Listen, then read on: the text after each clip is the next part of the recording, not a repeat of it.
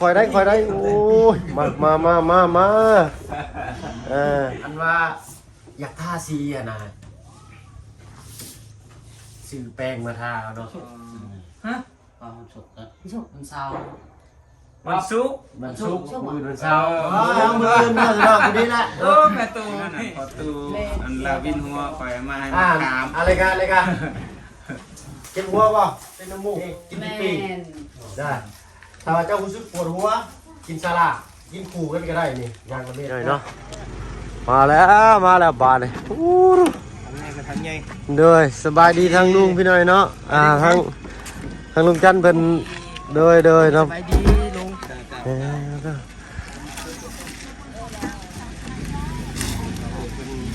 แกนี่มาให้พี่น้อง เลยว่าลุงมันมาส่งให้มีแต่ไปหับของต่อทางเจ้ากันเนาะบาดนี่ ที่ไปรอหับของอยู่ เลย บ้านน้องบุตรเพิ่น ต้องสั่งยังเนี่ยลุงมามื้อนี้ สีผาเสล่า สังกะสีฟาเชล่าเนาะโดยเอ้าคันสั้นก็ได้เนาะขอบมุกขอบใจหลายๆโดยเนาะ ยินดีสบายดีแม่เนี่ยหรือบ่เฮือนเนี่ยหรือบ่ โดยแล้วงามเลยเฮือน งามเนาะมื้อได้สิขึ้นบาดนี้ เจ้าว่ากระถาเพิ่นมันละ นาทีแล้วเวียกแล้วงานนะพุ่นละเนาะ ใส่เงินใจค้ำเพิ่นซะก่อน โดยจ่ายเงินจ่ายครับเพิ่นก่อนเจ้าหน่อยเพิ่นบ่กินข้าวนำได้เนาะไปมีแต่เอานี่ข้าวก่อนเนาะโด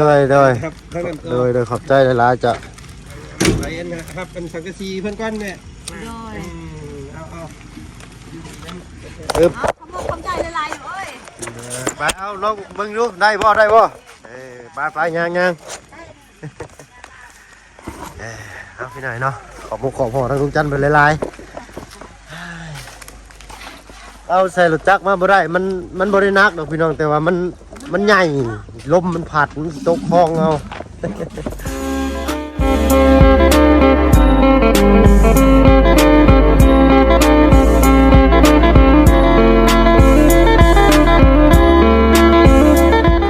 กับทักทายเด้อพี่น้องเนาะกับทักทายสบายดีผู้ใหญ่ใจดีแล้วก็ FC เบิร์ดทุกท่านที่เข้ามาหับมาชมช่อง YouTube บ่เพิ่งเคยหลายคือเก่าพี่เนาะ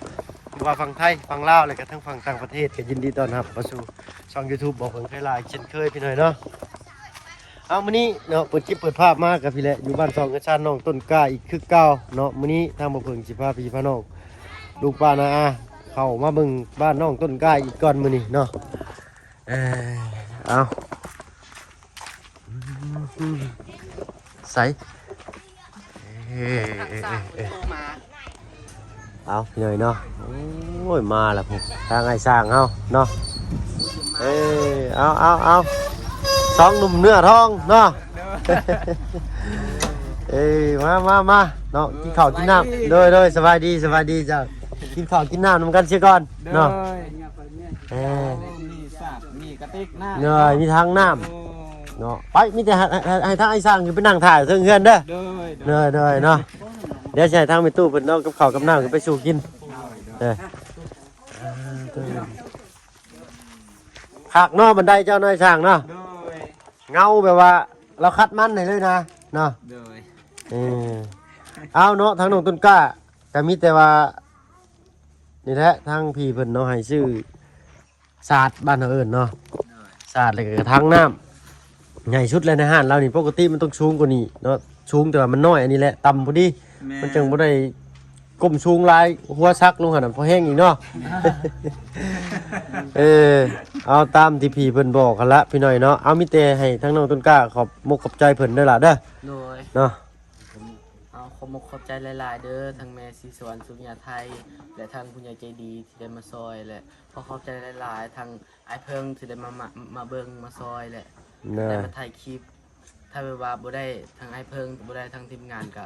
บ่ได้ในมือนี้แหละแล้วขอขอบใจหลายๆและขอขอบใจ FC หลายๆเด้อที่ได้มาเบิ่งแล้วขอให้อายุมันยืนคอยร่ำๆรวยๆเด้อ เลยเนาะอ้าวน้องพอตู้เป็นจังไดสบายดีเจ้าโดยลูกสบายดีนี่แหละเอามีแต่ว่าเอานี่ขึ้นไปเด้อมีปูระบ่อยู่เทิง ปูแล้ว เอานี่ขึ้นไปเก็บไว้ก่อนสั่นเด้อ